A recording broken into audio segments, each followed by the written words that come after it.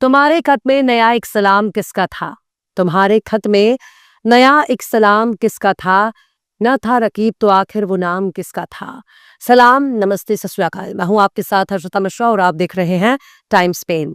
अगर आपसे कोई पूछे कि पूरी दुनिया में सबसे ज्यादा कायर कहाँ रहते हैं, सबसे ज्यादा बुज़दिल कहाँ रहते हैं और सबसे ज्यादा बददिमाग और डरपोक कहाँ रहते हैं, तो आपका जवाब क्या होगा?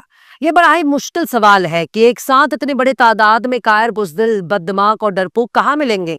पर अगर आपको इसका जवाब चाहिए तो अरब के बादशाहों की तरफ निगाह उठाकर देख लीजिए।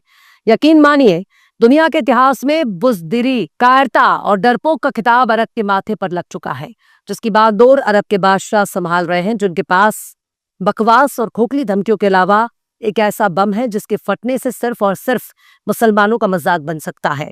ना तो ये तमाम बनी आदम के लिए कुछ कर सकते हैं, ना ये इंसानियत के किसी काम आ सकते हैं, ना तो मुसलमानों की इज्जत बढ़ा सकते हैं। ये वो सुपरमैन बन चुके हैं जो केवल अलमारी और दीवार की सजावट में काम आ सकते हैं, पर हकीकी जिंदगी में इनसे कुछ नहीं हो सकता।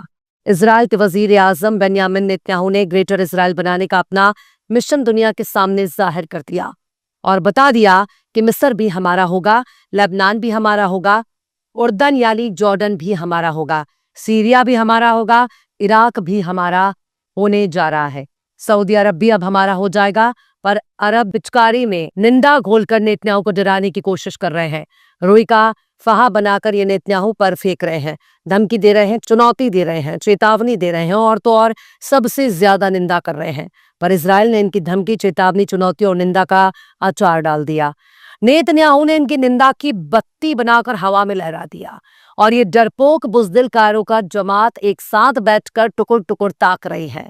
इजराइल इनकी धमकियों की बत्ती बनाकर दिया जला रहा है। ये तमाम के तमाम बुज़दिल एक साथ मिलकर निंदा निंदा चिल्ला रहे हैं।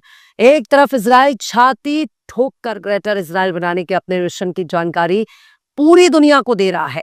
वो समझा रहा है कि अरब भी हम कब्जा कर लेंगे, लेबनान पर भी हम कब्जा कर लेंगे, इराक पर भी कब्जा कर लेंगे, सीरिया पर भी कब्जा कर लेंगे, मिस्र पर कब्जा कर लेंगे, उर्दन पर भी कब्जा कर लेंगे। नेतन्याहू के इस बयान को सुनने के बाद दुनिया के तमाम मुसलमानों और गैर मुस्लिमों में भी गुस्से की लहर दौड़ गई। पर अरब के बादशाह बुज़दिली और बेशर्मी की चादर तान कर बैठे हैं। नेतन्याहू के ऐलान के बाद ऐसा लगा कि शायद अरब की गैरत जाग जाएगी।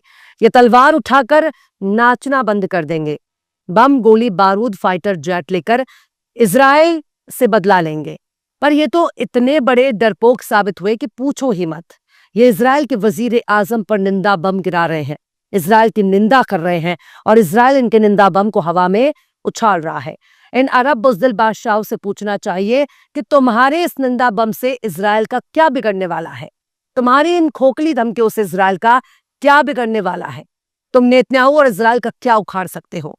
तुम्हारे इस निंदा बम से एक चींटी भी अगर मर जाए तो हम तुम्हारी बहादुरी और शुजाअत की तारीफ करने लगेंगे, पर तुम तो बिना हथियार उठाए ही सरेंडर कर चुके हो।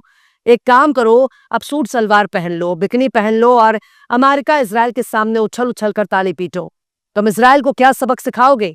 इतने बड़े बड़े महल, आलिशान गाड़ियां, लग्जरी लाइफस्टाइल किस काम आएगी? आग लगा दो इन बड़ी बड़ी इमारत में जो तुम्हारी इज्जत ना बचा सके। अब 31 अरब और इस्लामिक ममालिक ने नेतन्याहू के बयान के खिलाफ एक साथ मिलकर निंदा बम छोड़ा है। एक साथ मिलकर इन्होंने निंदा निंदा करना शुरू कर दिया। एक साथ मिलकर इन्होंने अपना बयान जारी किया जिसमें इन्होंने निंदा के अलावा कुछ भी नहीं किया। इनमें ओआईसी और जेसीसी जैसे ताकतवर अरब के संगठन भी शामिल हैं, जिन्होंने ग्रेटर इजराइल बनाने के नेतन्याहू के बयान की पुरजोर अल्फाज में मजम्मत की है। इन्होंने इंटरनेशनल कानून को तोड़ने का इल्जाम लगाया, अरब की नेशनल सिक्योरिटी और अरब की खुद मुख्तारी पर हमला करार दिया।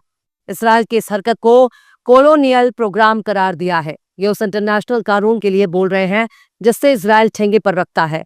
पता नहीं ये किस मुंह से खुद को मक्का और मदीने का पासदार कहते हैं। पता नहीं ये किस मुंह से खुद को हरम शरीफ का खादिम कहते हैं। ना उनके पास बोलने का शऊर है, ना उनके पास दुश्मन का मुकाबला करने की हैसियत।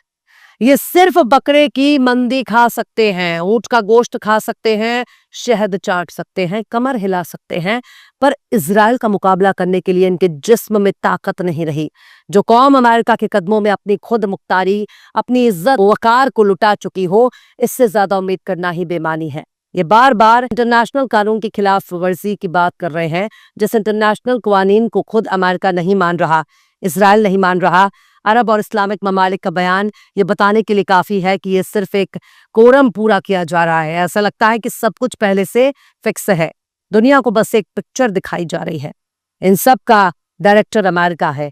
अमेरिका ने इशारा किया कि ग्रेटर इजराइल का ऐलान करो, तो नेतन्याहू ग्रेटर इजराइल के बारे में मीडिया को बताने लगा। जैसे ही अमेरिका ने अरब और मुस्लिम ममालिक को इशारा किया, इजराइल की मुखालिफत और पुरजोर मजम्मत करने लगे। अरब ममालिक बार बार इंटरनेशनल सिक्योरिटी काउंसिल के करारदाद की पामाली का जिक्र कर रहे हैं, लेकिन इजराइल दूर से इनको अपना अंगूठा दिखा रहा है और समझा रहा है कि देखो देखो, इसको ही ठेंगा कहते हैं। तुम हमारा कुछ नहीं बिगाड़ सकते, कुछ नहीं उखाड़ सकते, कुछ भी बुरा नहीं कर सकते, बदले में हम तुमको दौड़ा दौड़ा कर पीट देंगे, तुम्हारे इलाकों को तुमसे छीन लेंगे। जिन्होंने कभी लहू का रंग ना देखा हो, वो ना अपनी आवाम की हिफाजत कर सकते हैं, ना अपने इलाकों को बचा सकते हैं, ना वो खुद के पाँव के नीचे की जमीन बचा सकते हैं, और ना ये कभी फिलिस्तीन को बचा सकते हैं। जो बचाने वाले थे वो अब दुनिया से जा चुके हैं। शाह फैजल अरब की तारीख का आखिरी सिपह सालार था। अब सिर्फ अमेरिका के प्रॉक्सी पैदा हो रहे हैं, जो इजराइल के साथ कंधे से कंधा मिलाने के लिए बेचैन है। आप सोच लीजिए कि एक तरफ दुश्मन इनके अपने घर पर कब्जा करने के लिए बोल रहा है, इनके जमीन, इनके बागान, इनके खेत छीनने की बात कह रहा है, तो ये उसके लिए इश्क के परवाने लिख रहे हैं, प्रेम पत्र लिख रहे हैं, लव लेटर लिख रहे हैं, निंदा पत्र लिख रहे हैं। एक जानवर भी अपने घर को बचाने के लिए दुश्मन का मुकाबला करता है। एक चिड़िया अपने घोंसले को बचाने के लिए चील कौवे और गिद्धों से भिड़ जाती है। एक परिंदा बड़ी बड़ी ताकतों से टकराने की हिम्मत रखता है, पर तोंद फुलाने वाले अरब के बादशाहों ने बुज़दिली कबूल कर ली है। जमीन इंसान की माँ होती है, और अपनी माँ पर होने वाले हमले को कोई कैसे बर्दाश्त कर सकता है? कोई कैसे सिर्फ ज़बानी हमला कर सकता है? जिसके बाजुओं में दम होगा वो इजराइल का मुकाबला करेगा, जिसकी माँ ने दूध पिलाया होगा वो अपने ताकत का लोहा मनवाएगा। अरब में अली पैदा नहीं होने वाले, उमर पैदा होने वाले नहीं है, सलाउद्दीन अयूबी पैदा नहीं होंगे।